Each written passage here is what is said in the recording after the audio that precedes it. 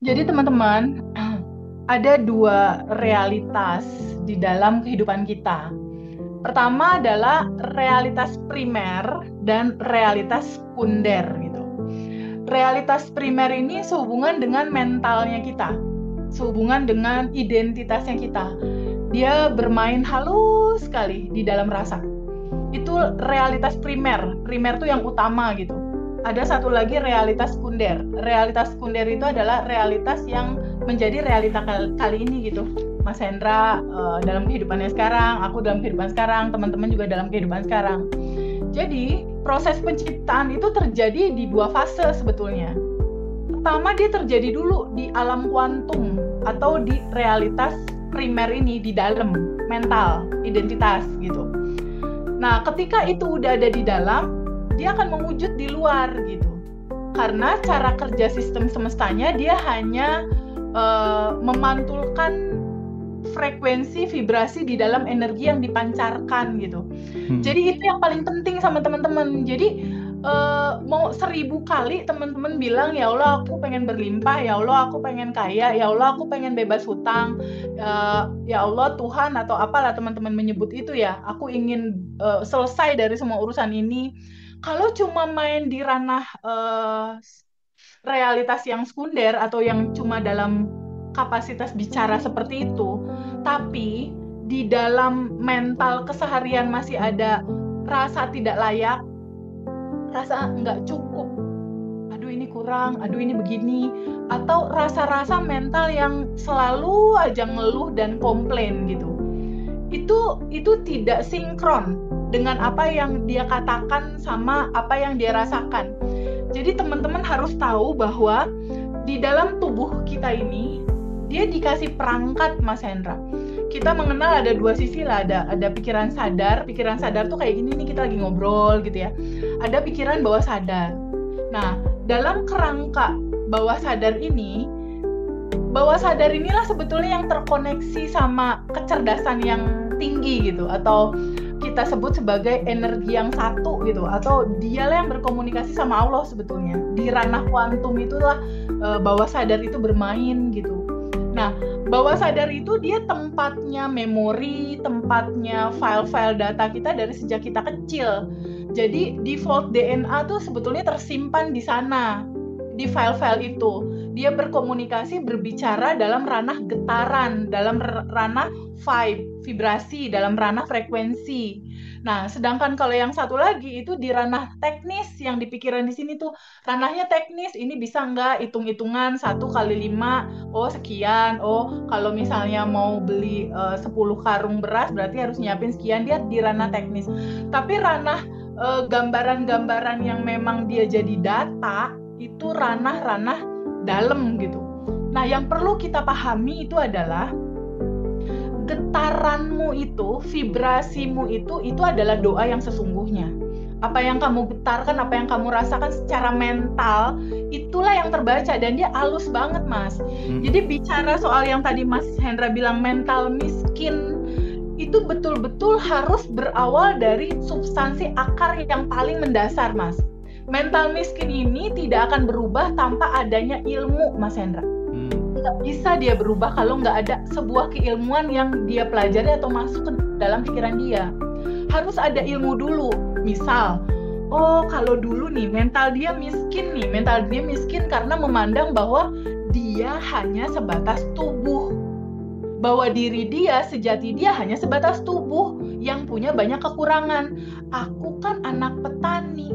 Aku kan kerjanya cuma buruh. Ya udah, segitulah aku. Karena dia melihat hanya sekedar diri kamu hanya tubuh gitu loh.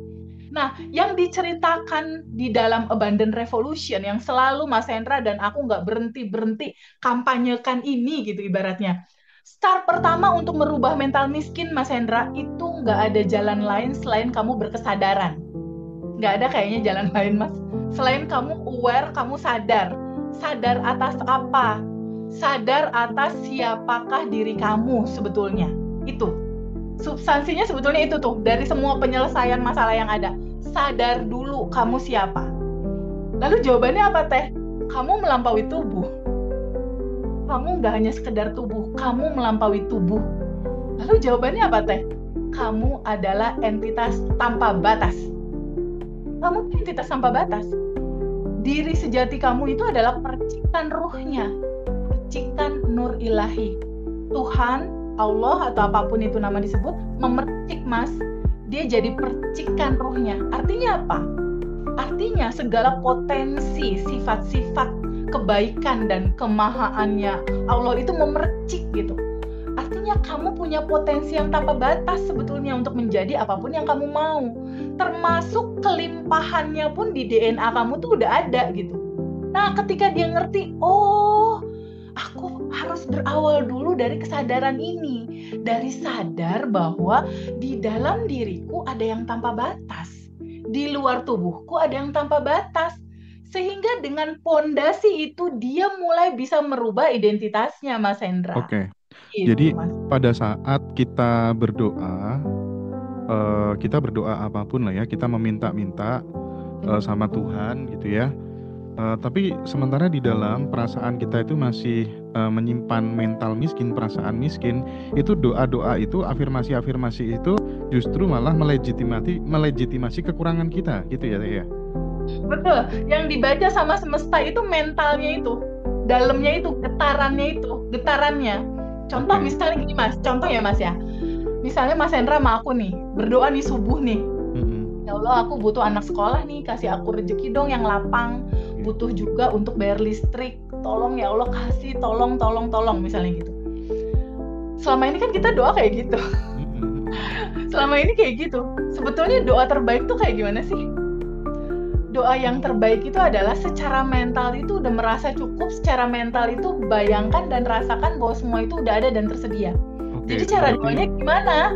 Cara doanya tuh kalau pagi-pagi, terima kasih ya Allah, terima kasih aku sudah tanpa batas dan berkelimpahan, aku tahu segalanya sudah ada dan tersedia, terima kasih dengan rezeki tanpa batas, urusan anakku selesai, kasih urusan rumah selesai. Jadi bahasanya bukan lagi bahasa meminta-minta, Mas. Oke.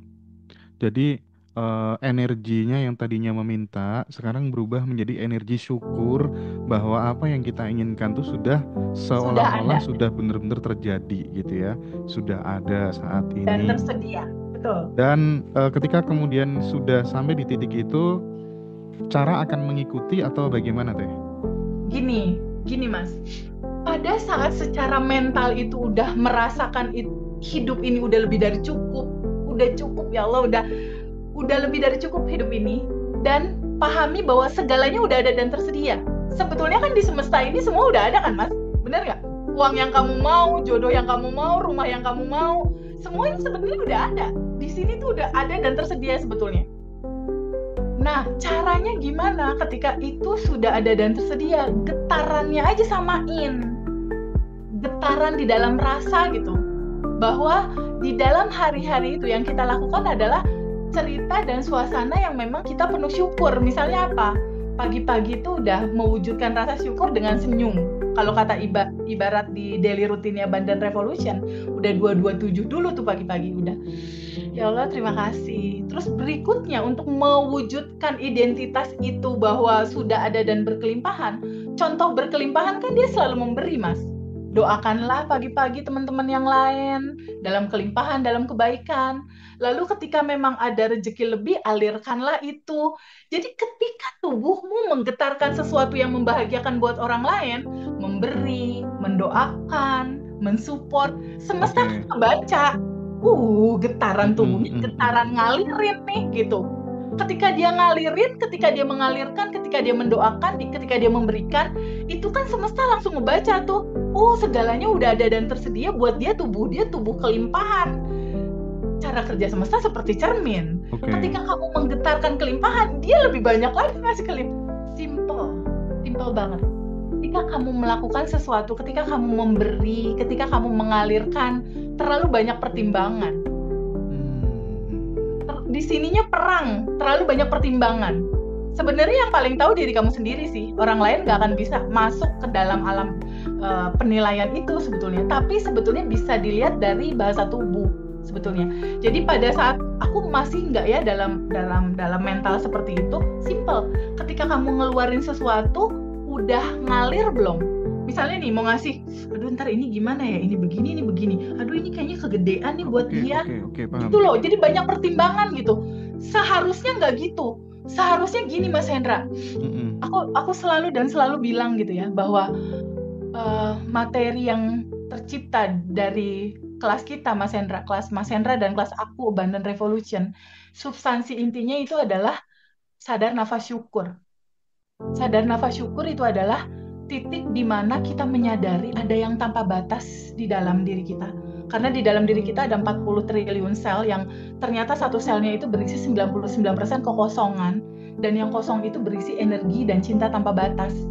Jadi menyadari ada yang tanpa batas di dalam diri kita, menyadari ada yang tanpa batas di luar tubuh kita, dan kita menyadari kita terkoneksi dengan yang tanpa batas itu. Gitu. Di titik kita sadar bahwa kita terkoneksi sama yang tanpa batas itu, di titik itulah jalan keluar terbuka, Mas. Solusi kebuka. Kenapa? Kita ada di medan magnet. Kita ada di medan pusaran tanpa batas soalnya. Nah, cara kerja pusaran tanpa batas ini untuk mewujud dalam realita kehidupan kamu harus betul-betul paham cara kerjanya seperti bernafas. Apa seperti bernafas? Bernafas kan ada 2 kegiatan ya, Mas. Sama tarik napas artinya menerima. Bener nggak? Kan tarik napas nih. Kan menerima kan? Menerima oksigen. Menerima apapun, menerima. Lalu setelah menerima tarik napas, ada hembusan nafas kan? Iya, Teh. Artinya mengalirkan. Artinya melepaskan. Mas Hendra kebayang nggak kalau hari-hari kita cuma narik-narik doang, nggak dilepas-lepas? Nggak hidup kan, Mas? Iya, betul. Nah, kami itu sesimpel itu prakteknya, Mas. Dalam kehidupan itu hanya cerita tentang nafas. Ada tarik nafas menerima, ada hembusan nafas melepas atau mengikhlaskan gitu. Uang juga kayak gitu, terima sebagiannya dikasih dong. Nah, itu tadi Teh. Berarti ketika kita masih ada perasaan takut kehilangan, termasuk bentuk dari energi miskin dong. Misalnya kita mau ngeluarin uang terus meskipun saldo itu sebenarnya udah banyak kan, tapi wah nanti gini. Nah itu salah satu indikator bahwa kita masih ada mental miskin gitu ya. Terus misalnya kita ketemu nih aku masih ingat ya dulu tuh waktu aku zaman masih kuliah gitu ya, di suatu acara intermediate training gitu, ketemu sama senior kan, gimana Hen, masih punya uang nggak? Padahal udah nggak punya uang, tapi ya kita bilangnya masih bang gitu, aman gitu kan. Nah nggak mau kan, nggak gampang diberi, itu juga termasuk mental, bukan mental miskin ya, yang jelas ya. Mental berkelimpahan lah ya. Nah di satu titik misalnya kita berada di satu titik nih, misalnya kita tinggal sama beberapa anak yang memang dia nggak bisa sekolah. Waduh ini tinggal buat ini bayar sekolahnya anak-anak yang meskipun itu bukan anak kita sendiri kan ya, anaknya orang lain gitu kan. Tapi kan kasihan nih, tapi ya udahlah, besok mesti ada ganti. Nah itu salah satu mental keberlimpahan juga Teh, atau gimana? Betul, salah satunya itu. Salah satu cirinya juga dia nggak suka yang gratisan gitu, Mas. Nggak suka yang gratisan, nggak suka nawar kalau sama tukang sayur gitu. Jadi selalu memberi lebih. Misalnya bayar 2.000 dibayar 3.000, 4.000 bayar 5.000 gitu. Jadi itu harus betul-betul dijadikan habit, Mas. Harus dijadikan habit sama kita yang seperti itu. Yang kalau misalnya kita lagi makan sama teman-teman duluan bayar gitu. Jangan nungguin ditraktir tapi membayar gitu. Karena itu tuh pada saat ngebayarin tuh ada rasa yang langsung melesat ke semesta, rasa happy bisa ngebayarin teman-teman gitu. Dan hari-hari seperti itu kan semesta merekam data-data di dalam rasa, di dalam pikiran, dan dalam perasaan bahasa tubuhmu juga gitu. Jadi sadari selalu itu gitu.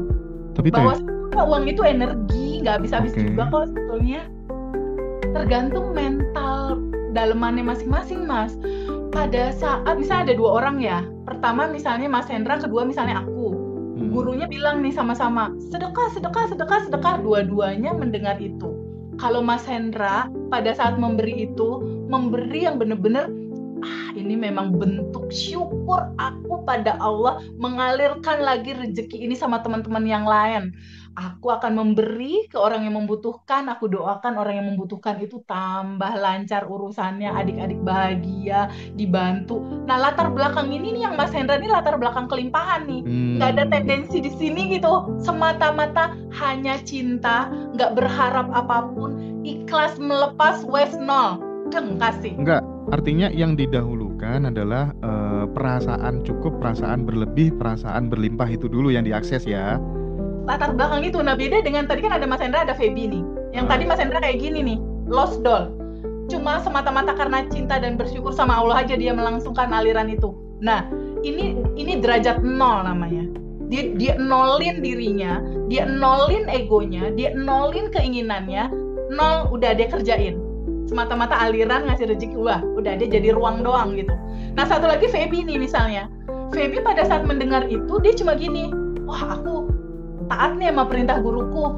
Semoga dan mudah-mudahan apa yang aku lakukan ini jadi aku dipuji temen lah, dipuji guru lah, atau ini bisa 5 kali lipat, 10 kali lipat itu berbalik ke aku. Aku kasih anak yatim, semoga dengan doa anak yatim itu aku dapat ribuan atau 10 kali lipat. Ini derajatnya beda nih Mas. Derajatnya beda nih. Feedback dari semestanya juga beda. Mungkin yang ini juga yang Feby tadi tuh dengan latar belakang kayak gitu dia juga dapat sih. Tapi dia tidak seperti yang akan Hendra dapatkan dengan mindset kayak gitu. Dia akan dapat feedback dari pantulan semestanya sama persis seperti indahnya rasa dia pada saat memberikan itu. Makanya di Abundant Revolution Mas, itu dalam prakteknya itu ada arigato mani dan itu keren banget. Iya. Disaranin banget ya ikut kelas pokoknya. Ada 4. Pertama ada audio rilisnya. Jadi gini Mas, sebelumnya kita quantum jam aja ya, Zoom-nya tuh trial untuk langsung praktek quantum jam. Tapi untuk yang ini quantum alignment itu memang dia terdiri dari 2. Pertama tentang relationship, entah itu akhirnya berakhir dengan dapetin jodoh, atau sebelumnya ada relationship tapi ada sesuatu yang hambatan gitu ya. Intinya relationship dan uang. Nah, sebenarnya Mas Hendra, antara hubungan harmonisasi relationship dan uang itu asli Mas, nggak bisa dipisahin sebetulnya Mas. Jadi kalau kita masih berantem terus sama ibu kita, biasanya rezeki kita agak-agak seret. berantem terus sama pasangan, kesel, duma, pokoknya ada gimana lah, nggak suka sama pasangan, ada apa ya, marah menahun misalnya, trauma menahun, itu bisa dipastikan tuh rezekinya pasti sedikit banyak ada sumbatan. Itu that's why kita bikin quantum alignment untuk kita sadar gitu bahwa uang ini dia tidak berdiri sendiri, dia ada hubungannya dengan cinta, dia ada hubungannya dengan hubungan kita di ring satu lah kurang lebih Mas, ibu, bapak, pasangan kita, anak, kakak, adik.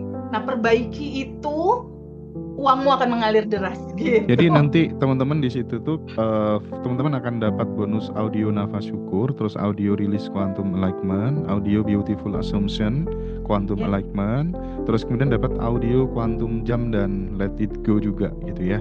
Jadi akan ada 4 audio yang teman-teman dapatkan. Zoom-nya sekitar 2 jam ya, tanggal 17 November diingat-ingat. Iya, Senin. Jadi silakan teman-teman yang mau join. Nah, bagi yang sudah lama menunggu kelas batch 21 yang dipandu selama 30 hari daily rutin di grup, dan nanti bisa juga terhubung dengan komunitas yang di-create oleh Mbak Juju, terus Umi Salma dan umi-umi yang lain gitu ya. Teman-teman bisa join di tanggal 27 November. Jadi kelas Abundant Revolution batch 21 itu nanti ada di tanggal 27 ya. Terus bulan depannya ini momen akbar kita yang ditunggu sahabat semuanya. Sudah banyak yang gak sabar kan Mas, aku gak sabar ikut batch 20 yang kelas offline, paginya pengen ketemu teteh langsung, terus sorenya langsung lanjut reuni sampai malam gitu. Banyak banget nih yang sudah gak sabar. Nanti di tanggal 20 Desember ya sahabat semuanya di Hotel Aston, ada Pawayan Mustika, ada Teh Feby, ada perform dari Gus Teja. Kita nanti akan belajar bersama di sana. karena bagaimanapun juga di akhir tahun mudah-mudahan itu sebagai satu titik balik kita bisa melakukan transformasi baik dalam sisi spiritual maupun finansial gitu ya, supaya hidup kita menjadi lebih indah, lebih tertata, lebih maju lagi gitu ya sahabat semuanya. Oke, jadi TVB banyak yang merindukan TVB gitu ya, rindu ya. Jadi teman-teman kemarin ada yang WA, Mas jangan sampai TVB dikultuskan. Oh enggak ada kultus-kultusan ya. Enggak boleh. Ini cuma sahabat baru aja. No. Iya, enggak ada kultus-kultusan di Haji Roso ya, teman-teman enggak usah ini. Nah, jadi TVB itu pokoknya biasa-biasa aja lah ya, kayak teman-teman juga semuanya gitu ya. Sahabat baru aja udah. Kadang intuisinya juga nggak main, kadang main gitu, biasa-biasa aja gitu, nggak ada gitu ya Teh ya. Sama aja Mas, maksudnya aku juga dalam bertumbuh berjalan sama-sama kok kayak teman-teman, sama aja aku juga masih ngerasain resah dan lain-lain, ya wes aku rilis gitu, aku masih juga ngejalanin sadar nafas syukur, sama aja. Cuma Mas kebetulan prosesnya aku melalui duluan, Quantum Jamku 30 list itu terjadi semua gitu, cuma itu aja sebetulnya bedanya. Kan sebetulnya kita lagi menceritakan pola pattern dari mulai kesadaran ini, gimana caranya nggak hanya berkesadaran tapi juga ada manifestasi yang membahagiakan, kan itu sebetulnya. Abundant Revolution itu menyatukan begitu banyak cerita kelas sebetulnya, yang tadinya biasanya di tempat lain itu cuma cerita satu titik ini aja, mungkin satu titik yang lain, tapi ini A sampai Z-nya itu terangkum gitu. Dan sekali lagi ini aku bahagia sekali Mas Hendra, di titik sekarang itu alumni itu membentuk 3 grup WhatsApp Mas. Jadi grup WhatsApp itu untuk menjalani daily rutin yang kalau di kelas itu ada 30 hari daily rutin, kalau ada yang butuh keterangan lebih lanjut, untuk rilisnya itu dipandu sama Mbak Juju, Mbak Fiona dan teman-teman itu dirilis bareng Senin, Rabu, Jumat. Lalu kalau untuk mengisi buku di 30 hari daily rutin tentang syukur, tentang goals, tentang buku asumsi, dan dipraktekin cara quantum jump, itu ada di hari Selasa sama Umi Mas, sama Mbak Umi dan teman-teman tuh dibantu di sana. Dan ternyata pada saat kemarin kita ada quantum love Mas, teman-teman bikin grup lagi Mas, khusus untuk rilis quantum love itu di hari Kamis. Jadi Senin, Selasa, Rabu, Kamis itu ada semua sampai Jumat. Ternyata mereka masing-masing saling tolong-menolong gitu. Terhadap sesama. Ada satu hal yang mungkin menarik gitu ya. Saya sama TVB ketika kemudian melihat teman-teman di Abundant Revolution sudah ikut kelas, bahkan bantu teman-teman, dan masih mengikuti kelas yang lainnya, itu kita nggak masalah, tambah bagus ya. Mbak Fiona misalnya mau daftar pass grade yang sama itu, terus yang mau Ko Irwan Hero, itu kita tidak ada sentimen apa-apa teman-teman, silakan, karena kita tidak menutup kemungkinan ya Teh, mungkin ada jenis karakteristik teman-teman tertentu yang lebih cocoknya model begitu, tidak cocok di Abundant, dan itu kita nggak ada masalah, sekali lagi nggak ada masalah gitu. Jadi kelas ini memang di-create dengan sangat terbuka, sangat open, tidak semua orang juga terus kemudian cocok, sudah menerapkan, itu tidak masalah. Kita kemudian tidak mendeklar ini kelas terbaik, sorry, enggak sama sekali gitu ya. Nah, kita lanjut ke materi ya Teh ya, sebelum nanti kita geser ke teman-teman yang sudah kita undang join Zoom pada sore hari ini. Pertanyaannya gini, kan kita terkadang ketemu sama banyak orang kan, nggak bisa kemudian memfilter ini kira-kira orang ini mentalnya miskin atau kaya gitu kan, nggak bisa juga kayak gitu. Nah pertanyaannya, apakah kemiskinan itu sebenarnya bisa menular secara energi? Misalnya kalau kita tuh sering berada pada sebuah lingkungan atau circle yang negatif, gimana tuh? Bisa nular nggak tuh? Ya, repetisi itu memang menjadi program pada akhirnya. Jadi kalau misalnya kita sering-sering ketemu sama orang-orang yang dalam situasi mental tertentu, biasanya kan yang diceritain sama dia keluhan tuh Mas. Keluhan. Sedangkan realitamu itu terbentuk dari program-program data di dalam dirimu. Nah, program data ini dia biasanya didapat dari 5 panca indera kita. Mata kita melihat, telinga kita mendengar. Semakin sering yang didengerin ya itu jadi program. Jadi mata melihat, telinga mendengar, hidung mencium, terus mulut berkata-kata. Jadi kalau kita berteman sama seseorang kan nggak mungkin nggak ngobrol, bener nggak? pas bercakap-cakap. Kalau seandainya yang mentalnya miskin itu biasanya dia nggak jauh dari ngeluh, nggak jauh dari komplain, nggak jauh dari gitu.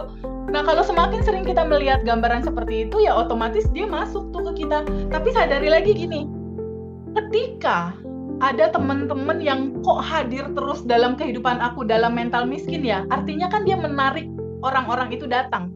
Artinya daleman dia masih itu. Jadi siapapun yang datang dalam realita hidup kita, itu mengkonfirmasi, Mas, daleman kamu masih itu. Gitu. Oke. Jadi misalnya nih Teh, kita kan masalah utamanya adalah perasaan atau mental yang kekurangan gitu ya, mental yang miskin gitu. Nah, misalnya ketika kemudian kita kan udah dengar banyak hal nih di Ngaji Roso tentang hidup dengan banyak memberi dan lain sebagainya gitu kan. Maka saya sempat ngobrol dengan salah satu narasumber juga, salah satu cara untuk kemudian mengganti pola yang lama, identifikasi kita supaya kemudian diri kita benar-benar sudah berubah di dalamnya adalah senantiasa memupuk menemukan proof and reason gitu ya. Jadi senantiasa mencari alasan dan bukti-bukti yang baru yang itu menunjukkan bahwa kita ternyata sudah nggak miskin lagi mental dan perasaan kita. Bukti dan alasan itu yang kemudian nanti mampu menembus bawah sadar kita gitu. Nah, terus kemudian apa pentingnya Teh menemukan atau menyadari pola getaran lama gitu. Misalnya kayak kita tuh menjadi lebih sadar gitu. Oh, ternyata bukan uangnya yang menjauhiku gitu. Tapi memang aku yang belum merubah diriku. Itu seberapa penting untuk sebagai awal untuk mendobrak scarcity mentality itu tadi. Sangat penting, Mas. Sangat penting sekali. Untuk mengawali tentang itu kan dibutuhkan perenungan untuk diam ya, untuk diam dan mengukur. Nah, ukuran-ukuran resultnya itu bisa dilihat dari realita dan rasa hati kamu terhadap realita yang terjadi. Jadi untuk mengukur kadar kita udah ada di mana ya. Perenungan itu sangat penting untuk jadi awal start kita berjalan dan meloncat ke situasi yang lebih tinggi. Sadar dulu ya Teh ya. Sadar dulu baru berubah gitu ya. Serius, betul banget itu. Sadari dulu. Pada saat kita diam, itu jawaban-jawaban jujur keluar kok, Mas. Keluar itu. Melalui rasa, melalui sensasi itu keluar. Dan itu sangat simpel banget, Mas, kelihatan. Sangat simpel dan bisa kelihatan. Lewat apa? Lihat aja realita hidupmu saat ini. Kamu dikelilingi sama orang-orang seperti apa? Pasanganmu gimana? Situasi kamu gimana? Teman-teman memperlakukan kamu seperti apa? Itu sangat kelihatan, menggambarkan gambaran mentalitinya kamu. Baik Teh.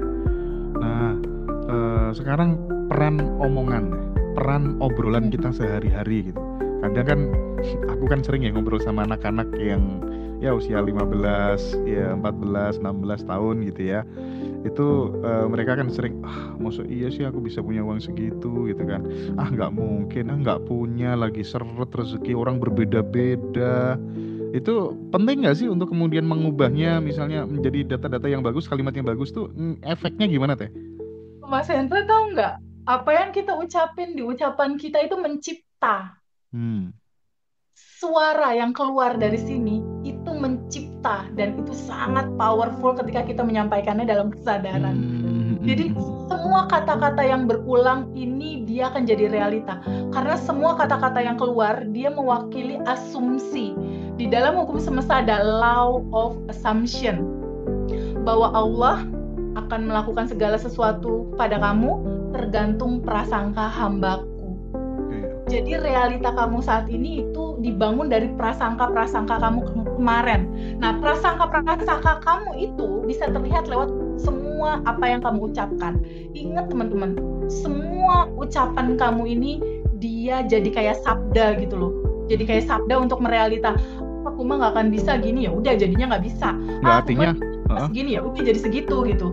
Artinya energi kata-kata itu menjadi salah satu kontribusi bagi diri kita untuk mengarsiteki kehidupan kita, jalan hidup kita gitu ya Teh ya.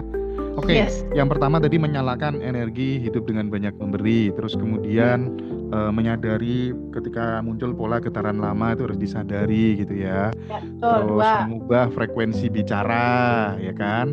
Dia harus Ya. hati-hati, makanya self talk-nya harus yang konstruktif gitu ya, kira-kira teh ya. Jangan Kan membangun rasa bahagia kelimpahan itu loh, bahwa hidup ini adalah sebuah perjalanan dalam perayaan di setiap detik, di setiap fase-fasenya. Hidup itu perayaan. Hidup ini adalah perjalanan dalam perayaan menuju kesadaran yang sejati gitu. Ingat selalu aja bahwa hak hidup semua orang adalah bahagia dan berkelimpahan. Dan tugas kamu adalah menjadi arsitek terbaik dalam hidup kamu, buat hidupmu menuju ke sana. Oke. Nah, satu lagi tadi yang aku tangkap dari TVB tentang bagaimana memaknai syukur gitu ya. Nggak mungkin dong kemudian kita akan mendapatkan lebih jika kemudian yang sudah ada itu nggak pernah kita syukuri gitu ya. Nah, mungkin secara konkret ya, melatih rasa cukup pada hal-hal yang kecil itu kira-kira gimana? Selain nafas misalnya pada saat kita minum atau menghirup sinar pagi atau gimana teh gitu. Kalau aku sih biasanya selain nafas ya, itu merasa cukup itu dengan banyak aku jalan keluar gitu Mas. Biasanya kalau ada rejeki itu aku selalu siapin receh. Jadi pada saat aku jalan itu pasti aku dihadapkan pada seseorang atau situasi yang membutuhkan itu gitu. Jadi pada saat aku memberi atau mungkin gak memberi atau melihat, itu ketika aku melihat lingkungan sekitar tuh yang bener-bener, ya Allah terima kasih, hidup ini udah lebih dari cukup yang aku punya sekarang gitu.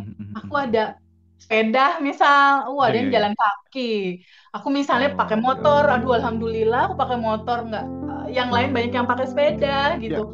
Atau aku punya anak, walaupun anak aku lagi seru-serunya nih, lagi lucu-lucunya gitu. Mensyukuri itu dilihat sisi yang lain mungkin masih dalam penuh doa untuk punya anak, terus aku masih bisa jalan, masih sehat, melihat satu sisi di mana yang lain masih berjuang untuk berdoa untuk sembuh. Orang sakit itu Mas, 1001 doanya cuma satu, minta sembuh. Kalau orang sehat doanya banyak, tapi kalau yang sakit itu doanya cuma satu, sembuh gitu. Ya, poin yang keempat teman-teman semuanya udah diterangkan sama Teteh. Latihlah dari rasa yang cukup pada hal-hal yang kecil dulu. Nafas, masih bisa hidup, alhamdulillah punya anak, punya kendaraan, masih bisa berjalan, sehat gitu ya. Nah, itu kadang terlewatkan gitu Teh. Dan mungkin satu hal ini mungkin yang terakhir Teh, untuk mendobrak mental atau perasaan yang miskin itu penting nggak sih untuk membersihkan energi kayak kita kadang kalau melihat orang yang tetangga yang berhasil beli ini, mendapatkan ini gitu, muncul rasa iri. Terus kemudian tidak hanya rasa iri ya, kadang kita juga energi takut kehilangan itu besar sekali gitu. Nah, kedua hal ini kan menurutku ini secara pribadi ini kan menutup pintu rezeki gitu. Nah, gimana tuh cara ngelepasin rasa iri dan rasa takut kehilangan tuh biar nggak menyumbat rezeki kita itu bagaimana Teh? Nah, ini dia kembali ke pentingnya pengetahuan. Pengetahuan itu adalah lentera, bener ya Mas? Pentingnya pengetahuan, gini Mas, ketika ada sesuatu yang hadir dalam kehidupan kita, misalnya ada orang beli mobil baru, atau ada orang kita jomblo, ada orang menikah, itu pahami sama teman-teman bahwa semesta lagi ngirimin katalog ke kita, kamu mau ini nggak gitu. Sebetulnya begitu Mas. Jadi hantaran-hantaran apa yang sebelumnya kamu doakan itu sama semesta didatangkan berupa realita yang hadir dalam kehidupan kamu. Pada saat kamu iri, artinya kamu bilang aku nggak mau yang itu, aku nggak mau, ya udah nggak akan datang tuh. Ketika kamu iri, nggak akan datang apa yang menjadi sesuatu yang kamu butuhkan terhadap hidup kamu tuh nggak akan datang. Idealnya gimana? Idealnya pada saat ada apapun yang terjadi di dalam hidup kita nggak punya mobil, tetangga punya mobil duluan, kita belum nikah, tetangga udah nikah duluan. Idealnya adalah memang hanya selalu mendoakan dalam kebaikan aja Mas, sending love gitu. Jadi kalau misalnya aku nih Mas dulu ya, ketika masih jomblo, misal tiba-tiba temanku ada undangan pernikahan, aku cuma bilang gini, kan ada hukum asumsi. Apa yang aku asumsikan hari ini itu terjadi besok. Itu realita yang pasti terjadi besok. Jadi biasanya kalau aku misalnya jomblo terus dapat nih undangan pernikahan, aku cuma bilang, Iya, semesta aku mau yang itu, pernikahannya kayak gitu, mau tuh kayak gitu ya, yang itu katalognya Justru tuh kayak kita gitu. sulap Aku jadi mau itu indikator ya. keberhasilan kita gitu Teh ya. Sulap bahwa itu adalah katalog menu yang lagi semesta ngasih ke kamu nih, mau yang ini nggak gitu. I see. Waktu Oke. mobil BMW juga gitu Mas. Jadi waktu ada mobil baru, orang temanku lewat, aku cuma, Mas, kemarin tuh aku dengerin podcast kamu wawancara sama Mas Arif RH tentang kekuatan berbisik. Ya, berbisik yang kalau setan, oh hihihi, kamu pasti gak takut. Tapi kalau misalnya ada suara Hendra, lebih merinding kan. Itu tuh aku udah lakukan, bukan maksudnya nakut-nakutin orangnya, kekuatan berbisiknya itu. Jadi pada saat ada BMW waktu itu lewat, punya temen gitu ya, terus aku berbisik kemana? Berbisik ke semesta yang besar dan berbisik ke hatiku semesta yang kecil. Aku bilang, ya Allah yang maha baik, aku mau ya yang kayak gitu. Ih, seneng banget. Wah, itu lebih dari kuantum jam, Mas. Oke. Karena pada saat kita berbisik, kita langsung melepas. Kita nggak nungguin biasanya. Dan itu sering sekali terjadi sama aku. Saat aku di finance PT Citose saat itu, terus aku jalan ke Bandung, daerah Asia Afrika, ada gedung perkantoran HSBC. Setiap ke bank lewat situ aku berbisik gini, ya Allah seneng ya bisa kerja di gedung HSBC kayak eksekutif muda gitu. Aku mau ya yang kayak gitu. Tahu nggak Mas, 6 bulan kemudian aku kerja di situ. Iya benar. Itu di lantai 7 sis, aku pakai jas sama persis seperti yang aku berbisik dengan mesra